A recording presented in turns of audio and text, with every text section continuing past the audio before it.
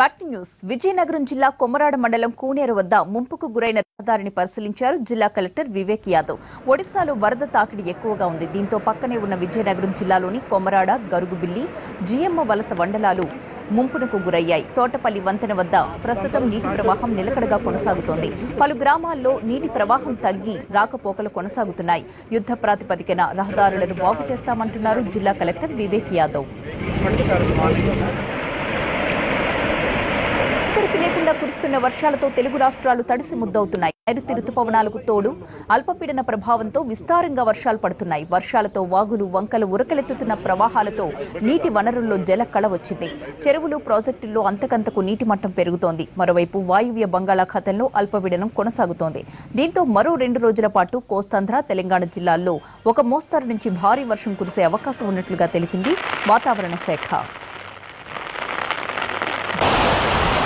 బంగాళాఖాతంలో ఏర్పడ్డ అల్పపీడనం మరింతగా బలపడి ఈ రోజు వాయుగుండంగా మారనుంది. దీనికి అనుబంధంగా సముద్ర మట్టానికి 7.6 కిలోమీటర్ల ఎత్తులో ఉపరితల ఆవర్తనం ఆవరించి ఉంది.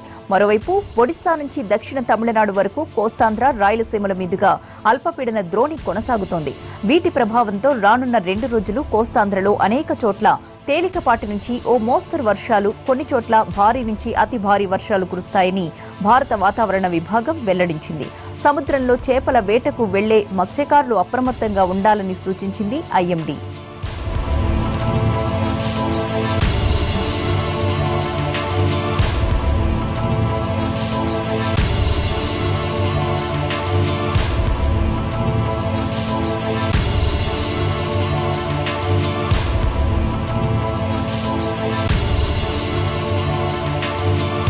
బంగాళాఖాతంలో ఏర్పడ్డ అల్పపీడనం వాయుగుండంగా మారుతుండటంతో మరో 2 రోజుల పాటు భారీ నుంచి అతి భారీ వర్షాలు కురుస్తాయంటోంది వాతావరణ శాఖ.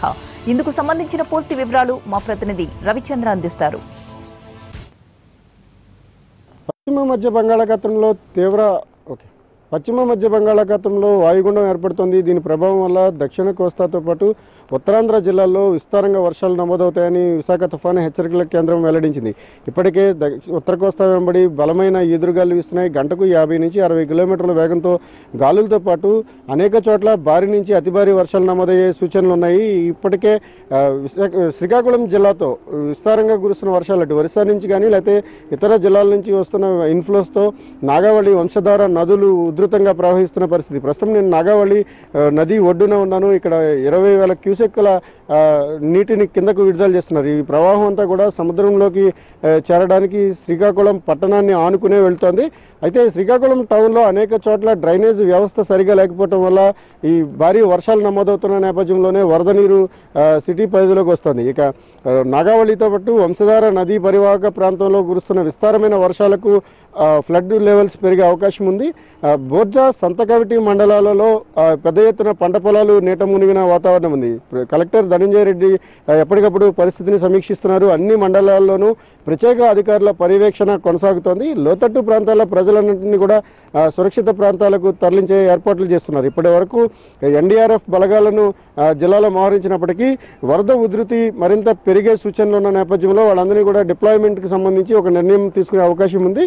ఇప్పటి వరకు ఎలాంటి వరద వల్ల జరిగిన ముప్పులో పంట నష్టం మినహా ఎలాంటి ప్రాణ నష్టం కానీ ఆస్తి నష్టం కానీ సంభవించినట్టుగా అధికారుల నుంచి సమాచారం రావటం లేదు. మొత్తం అన్ని మండల కేంద్రాల్లోనూ ఇప్పటికే అప్రమత్తమై ఉన్నారు. లోతట్టు ప్రాంతాల ప్రజలందరూ కూడా పూర్తి స్థాయిలో అప్రమత్తం అవ్వమని హెచ్చరికలు జారీ అయిన నేపథ్యంలో మరి రాగల 48 గంటల పాటు తీవ్ర వర్షాలు ఉండే అవకాశం ఉంది. అనేక చోట్ల అతి భారీ వర్షాలు నమోదయ్యే సూచనలు ఉన్నాయి. కాబట్టి అటు మత్స్యకారులు కానీ లేకపోతే లోతట్టు ప్రాంతాలు, నదీ పరివాహక ప్రాంతంలో ఉన్న లోతట్టు ప్రాంతాల ప్రజలు కూడా పూర్తి స్థాయి అప్రమత్తంగా ఉండాల్సిన అవసరం ఉంటుంది.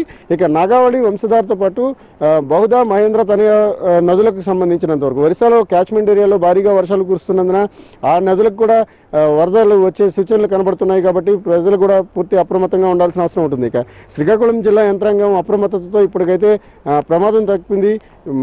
రాగల 48 గంటల్లో భారీ నుంచి అతి భారీ వర్షాలు నమోదైతే మాత్రం మరోసారి వరద పోటు ఎత్తే అవకాశం ఉంటుంది. నాగావళి నది ఉధృతి మరింత పెరిగే సూచనలు కనపడుతున్నాయి. ఈ క్రమంలోనే పూర్తి స్థాయిలో అప్రమత్తంగా ఉన్న అధికార యంత్రాంగం అయితే ఎప్పటికప్పుడు చర్యలు చేపడుతుంది. శ్రీకాకుళం టౌన్లో నిన్న ఉదయం నుంచి కూడా నీటిని పంపు సెట్ల ద్వారా తోడిన పరిస్థితి. కాలనీలు జలమయమైన కాలనీలన్నింటినీ కూడా క్లియర్ చేశారు. కానీ మరోసారి వరద ఉధృతి పెరిగే సూచనలు ఉన్న క్రమంలో ఎలాంటి పరిస్థితులు ఉండబోతున్నాయి, ఈ రాగల 48 గంటలు ఏవైతే ఉన్నాయో ఈ 48 గంటలు అత్యంత క్రూషియల్గా అధికారులు కూడా భావిస్తున్నారు. ఒకవైపు వరద ఉధృతి ఇంకా తగ్గుముఖం పట్టలేదు, మరోవైపు క్యాచ్మెంట్ ఏరియాలో భారీగా వర్షాలు కురుస్తున్నాయి. ఇక 48 గంటల పాటు అతి భారీ వర్షాలు నమోదయ్యే సూచనలు ఉన్నందున పూర్తి స్థాయిలో ప్రజలు అటు యంత్రాంగం కూడా అప్రమత్తంగా ఉండాల్సిన పరిస్థితి. సంతకవటి బూర్జి మండలాల్లో మాత్రం ఇప్పటికీ అనేక పంట పొలాలు నీటిలోనే ఉన్నాయి. వరితో పాటు ఇతర పంటలైన చెరకు కానీ ఇతర పంటలన్నీ కూడా నీటిలోనే. రైతులు కూడా తీవ్ర ఆందోళనలో ఉన్నారు. మరో 24 గంటల పాటు నీటిలోనే పంట పొలాలు ఉంటాయి, అవన్నీ కూడా పాడైపోయే ప్రమాదం ఉన్నందున వీళ్ళనంత త్వరగా పరిష్కార మార్గం కావాలని కూడా రైతులు ఎదురు చూస్తున్న పరిస్థితి. ఇక అనేక చోట్ల గండ్లు పడే వాతావరణం కూడా ఉందని సమాచారం వస్తుంది. అన్నింటినీ కూడా గండ్లను నిరోధించడానికి ఇసుక బస్తాలను వేసి ఎప్పటికప్పుడు అధికార యంత్రాంగం చర్యలు తీసుకుంటున్న వాతావరణం శ్రీకాకుళంలో కనబడుతోంది. మరో 48 గంటల పాటు శ్రీకాకుళం వరద ముంపు ప్రభావంలోనే ఉన్నట్టుగా మనం భావించాల్సి ఉంటుంది. కెమెరామెన్ హరితో రవిచంద్ర, ఎన్టీవీ.